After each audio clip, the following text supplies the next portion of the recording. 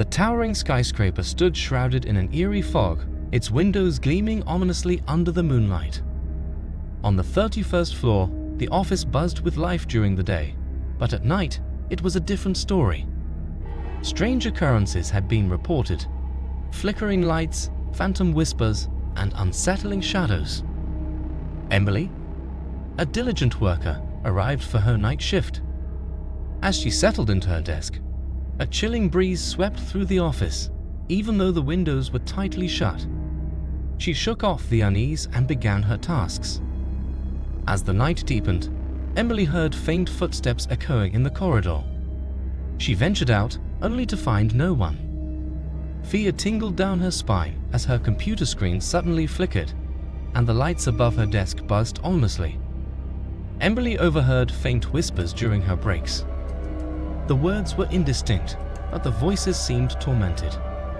She questioned her sanity as she locked herself in her cubicle, trying to drown out the eerie sounds. One night, as Emily worked, she caught a glimpse of a shadowy figure out of the corner of her eye. Turning quickly, she saw nothing but empty cubicles. Her heart raced, and she couldn't shake the feeling of being watched. The building's ancient elevator often acted up, but one night it descended to the 31st floor without anyone calling it. Its doors creaked open, revealing an empty interior bathed in an eerie red glow. Emily's curiosity got the better of her.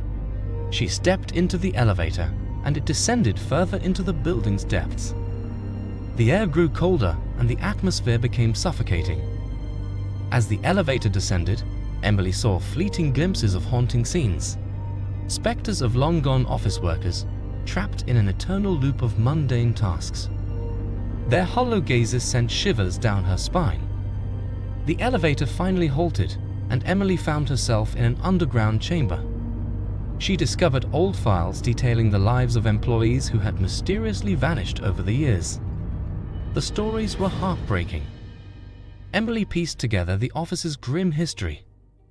The 31st floor had been the site of a tragic fire decades ago, claiming many lives. The souls of those lost seemed to linger, trapped between the worlds. Determined to find peace for the tormented souls, Emily reached out to a paranormal investigator. Together, they conducted a séance in the dimly lit office, hoping to communicate with the trapped spirits. During the séance, the spirits communicated their pain and longing for closure. They revealed that the fire had been intentionally set to cover up financial scandals. Their anger and sorrow permeated the room. With the investigators' help, Emily devised a plan to break the curse. They gathered relics from the victims and performed a ritual to release the trapped souls from their torment. As the ritual commenced, the office underwent a chilling transformation. The temperature plummeted, and ghostly apparitions manifested, replaying moments from their past lives.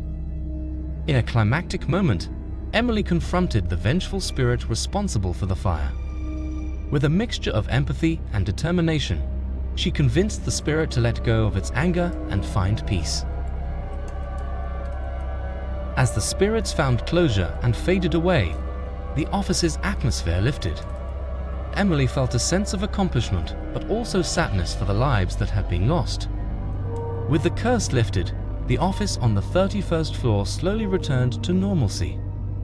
Employees felt a renewed sense of purpose and camaraderie, as if the heavy burden that had lingered there was finally lifted. Although the haunting had ended, occasional echoes of the past lingered. The faint sounds of laughter, the scent of old papers, and the feeling of being watched reminded everyone of the history that was once trapped there. One night, Emily heard a faint whisper in the wind, carrying words of gratitude. It was as if the spirits were thanking her for setting them free and allowing them to find peace at last. The story of the haunting on the 31st floor became a part of the building's lore.